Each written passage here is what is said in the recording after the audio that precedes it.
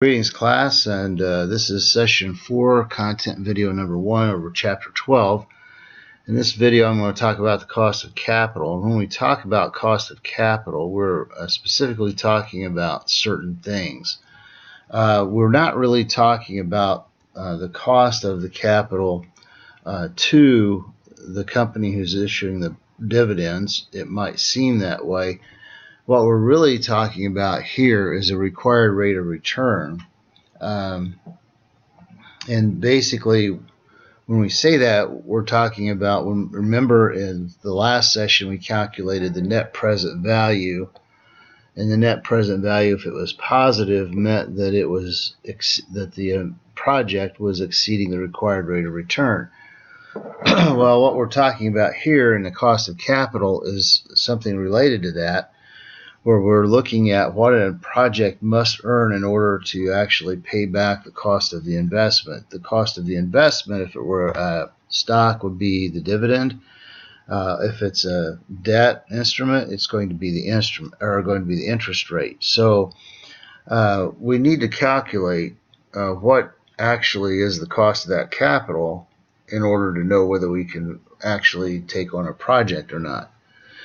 We're going to consider whether a project is risky. So one of the things that they talk about here when we're thinking about these questions is that the required rate of return, which we've talked about a lot, appropriate discount rate, and then the cost of capital, which is something we're talking about here, are basically going to be similar terms. They're going to be interchangeable.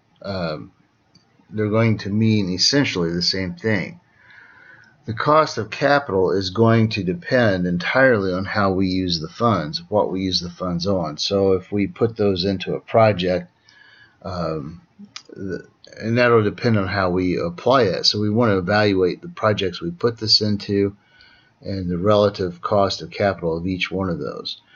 When we talk about the cost of equity, there's one way that we can figure out what we need to be able to return in order to pay the cost of capital, and that would be the dividend growth rate model. And in order to calculate this, the company will have had to pay dividends, and so we calculate it using this formula where we start with the original price of the security, the original dividend, times 1 plus the growth rate divided by the required return on the equity minus the growth rate, or dividend in year 1 divided by the required rate of return minus the growth rate.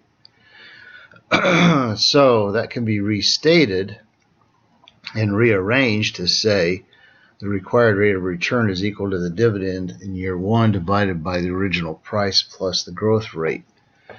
So what we want to do actually is a two-step process in the dividend growth model. First, we want to calculate the appropriate dividend that we're looking at. In order to do that, we take the original dividend here, which is $4, times 1 plus the growth rate, and the growth rate 6% or 0.06. We get $4.24 as the dividend. And then we take that dividend and divide it by the original price plus the growth rate in order to get the actual required rate of return, or the cost of capital. In this case, it's 13.07%. In order to do this, we have to estimate the growth rate. We don't necessarily know what that is. It's not fixed. It's not given. But we can go back through history and look at the dividends that have been paid by a company and approximate what that growth rate should be. And you notice they do that here with these dividends that have been paid out. So basically what they're doing is they're trying to aggregate or figure out, okay, what should the average increase be in these dividends, and how do we project that into the future. The advantage of the dividend growth rate model is that it's very easy to use, it's fairly simple to compute, and it's not hard to apply. Except there is a drawback, and that is, what if the company is not issuing dividends? Does that mean they don't have cost of capital? And the answer to that is no, they still do. So even if they issue dividends or don't issue dividends, they're going to have cost of capital. Another approach is called the security market line approach, where you consider the risk-free rate of capital, the market risk premium, which is the required return in the market minus the risk-free rate. And then you have a systematic risk of the asset relative to whatever the average risky asset is. So this is going to be called a beta coefficient, where you actually have a factor that is assigned to a security to determine how risky that is. So here we have the required rate of return in the market. Our required rate of return on the project is equal to the risk-free rate plus the beta coefficient times the required return in the market minus the risk-free rate. In other words, the market risk premium. So when we actually apply this, this is what the model will look like. The required return on equity is equal to the risk-free rate plus beta times the required market return minus the risk-free rate. Or, I mean, the return in the rate in the market minus the risk-free rate. So basically, that's going to be, well, that's what I said. I apologize. Anyway, to apply this, they show this with Amazon here. They show the risk-free rate of 5%. Amazon's beta coefficient is 1.41. The market rate is minus the risk-free rate yields a 7% premium, and that's going to give us a required rate of return on Amazon or cost of capital of 9.92%. So the cost of equity for Amazon is about 9.9%. Again, there are advantages and disadvantages. Here, the advantage is it adjusts for risk, and it does apply to companies other than those who have steady dividend growth. So it's probably useful in a lot more situations. Some of the drawbacks include that there are two things to be estimated: the market risk premium and the beta coefficient. So if you have a bad estimate on either one of those, you may have a number that's not exactly going to measure up, not going to be trustworthy if you're off in one of those areas. However, again, it does allow for some of the things that the dividend growth model does not. And here they show another calculation using the SML model. Now, we need to consider also the cost of debt and preferred stock. Now, why did they put preferred stock with cost of debt? Well, basically because preferred stock in many ways functions like debt, because there's a fixed rate of return on it, and whether or not you actually pay it out in a given year, many times you're going to go back and pay that. So many times preferred stock actually has something attached to it that looks a lot like interest. The cost of debt is the return that the firm's creditors demand on the new borrowings. So in other words, when we go out into the market to borrow money on bonds, our investors there are going to require a certain rate of return, and they'll look at our bonds and see if they meet that. If the interest rate matches their required rate of return. If it doesn't, they're going to adjust the price of the bonds to compensate for that return and give them a yield that is different from the coupon rate. There is something here to be careful about. Well, the other thing here to mention is the rating system for bonds. If we knew a bond was rated AA, we would find out what the interest rate is and probably be able to assume that we can directly observe that rate. There's very little risk in a AA bond, and that's what they're talking about here. The coupon rate on the outstanding debt doesn't really is not relevant. That tells us roughly what the cost of debt was when the bonds were issued, but not what it is today. So we need to look at the yield on the debt in the marketplace, and in order to understand what that is. So here we're going to use a symbol R sub D for the cost of debt.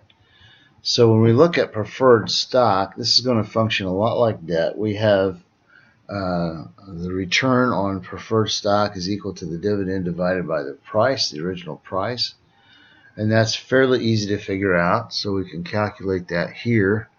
We have the dividend of $4.92, the price of stock of $97. We get a 5.07% rate of return. If we had another issue, they had two different issues here. One issue sold at $97, the other one at $95. So when we go to the second issue, we're going to have a very similar calculation, but it'll turn out to be a slightly lower cost of capital. The weighted average cost of capital is one that factors in it considers more factors than what we've been considering so far. We're going to consider the equity for the market value of the firm's equity, and we're going to calculate this by taking the number of shares outstanding multiplied by the price per share, and then we'll also factor in an element for debt to stand for the market value of the firm's debt. So we're going to look at both of those. So when we look at value for a firm, we're talking about the equity plus the debt. That's the total value. And then if we divide both sides, equity and dividend, by the value, we can calculate the percentages of total capital that are involved. So 100% of the total capital is equal to the equity divided by value plus dividend divided by value. You can interpret these percentages to be similar to portfolio weights or capital structure weights. And so when we're calculating those, we're going to be able to calculate this for equity and for debt. Now, there is an issue related to debt that doesn't relate to equity, and that is the taxes on the debt. Many times interest is tax deductible. Therefore, there is a tax advantage to issuing debt, and we can reduce the cost of that debt by the tax benefit we receive from it. Typically, we understand the after-tax rate that we use for the cost of debt is this. It's going to be what we're talking about, the cost of the debt times 1 minus the corporate tax rate. So we find that after-tax interest rate is 9% times, that's 9% is the coupon rate on the bond, 9% times 1 minus 0.34, you actually get a cost of debt of 5.94% instead of the coupon rate. So when we calculate weighted average cost of capital, what we're doing is we're taking the equity divided by the value times the required return on equity plus the dividend divided by, or the debt divided by value times the required return on debt times 1 minus the cost corporate tax rate. So it's the overall return that a firm must draw on all existing assets to maintain the value of the stock. So when you see this calculation, we're going to factor in the equity, which is the stock, divided by value, times the return required, plus we're going to take the percentage of the firm's financing that comes from preferred stock, divided by value if they have preferred stock, and then we add in the return on preferred stock plus the dividend divided by value times the required rate of return on debt times 1 minus the tax or the corporate tax rate. So you're going to factor in all forms of capital. If it's common stock and preferred stock, you have to calculate both. Here's an example that they show you where they actually do the calculation. And then we're going to determine the cost of equity and the cost of debt using this model. Cost of equity is 8% times 7%. So one of the important points here in this calculation is they're going to show you how to actually do this. They talk about the stock selling for $20 a share. Debt's publicly traded, quoted at 93% of face value, has a total face value of $5 million, and priced to yield 11%. The risk-free rate is 8% and the market risk premium is 7%. You've estimated that this company has a beta of 0.74. And if the corporate tax rate is 34%, what's the weighted average cost of capital? Well, they've gone through, and I started to go through and talk about this a little bit, but if we look at this model, cost of equity is 8% plus, and this is again the beta, 0.74 times 7%, which is the risk premium. That gives us a total cost of capital for equity of 13.18%. The total value of equity is the number of shares times the price per share. We get 28 million. The pre-tax cost of debt is to yield maturity on 11%. The debt sells for 93% of its face value, so current market value is 0.93 times 5 million or 4.65 million. The total market value here of these two together is 32.65 million, and that's going to be the total value of the firm. So calculating the weighted average cost of capital, we then just plug those numbers into this formula. So we look at the formula, and we need to be aware of a couple of things here I forgot to mention. We look at the percentage of equity used by Lean to finance its operations. We look at the $28 per share, or 28 million. I'm not $28. $28 million divided by 32.65 million, the total value of the company. We get 85.76%. because that is the percentage that they're putting into equity, and then we're also going to calculate the percentage you put into debt. Now, essentially, these two percentages must add up to 100%. So the percentage going into equity is 85.76%, and then the percentage going into debt is going to be 100% minus 0.8576, which is going to be 14.24%. So again, what we're going to do is plug these numbers into the formula. What we just calculated in these percentages, in these weights, is actually the equity divided by value. That's the weight for capital. The debt divided by value, that's the weight for debt.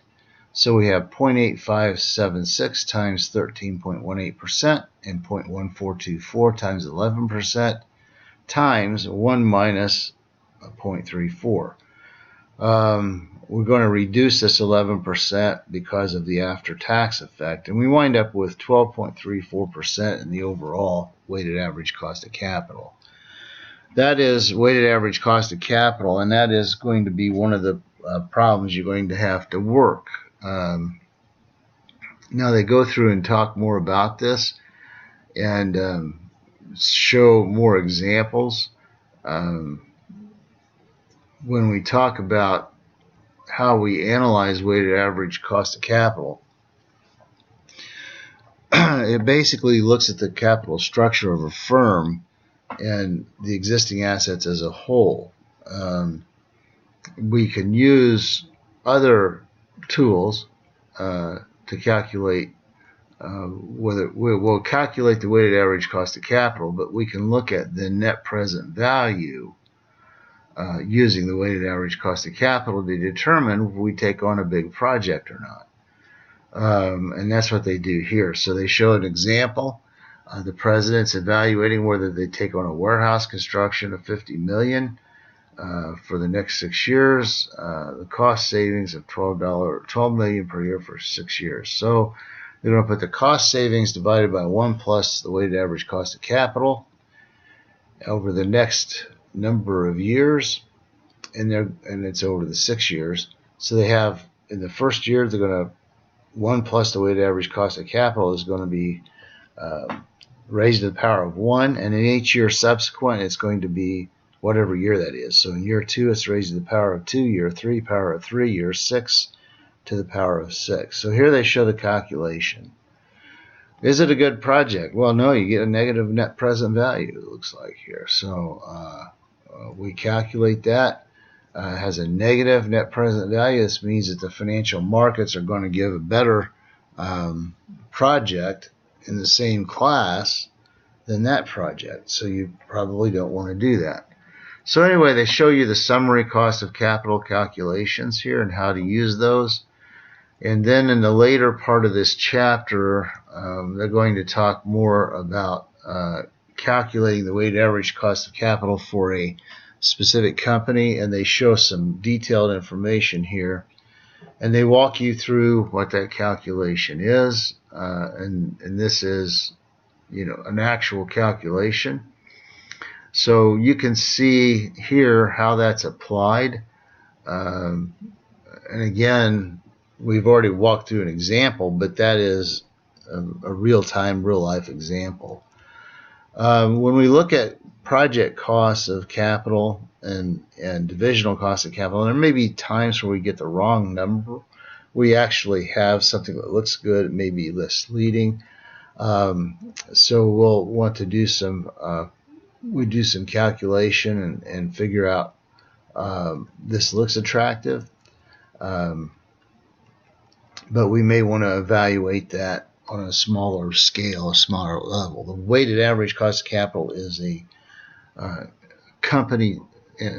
total company process for evaluating a project.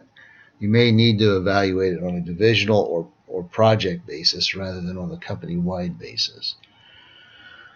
So again, they talk about risk factors. How do you evaluate those? And again, they look at low risk, moderate risk, and high risk, and talk about what that means. And then company evaluation, or evaluation with the weighted average cost of capital. Basically, in this case, they're going to use some of the components from our financial statement analysis to calculate company evaluation and look at what they call cash flow assets by using earnings before interest and taxes, depreciation, taxes, and then the change in net working capital and capital spending. Those numbers, they're going to calculate a firm value for the present time. Anyway, those are some of the major things in this chapter and the things that you will need to do your homework with.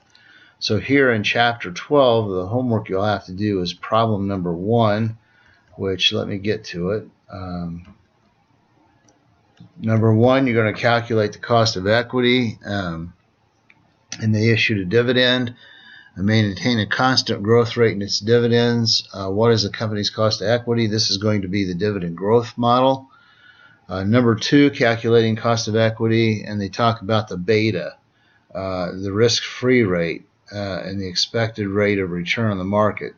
What is the company's cost of equity?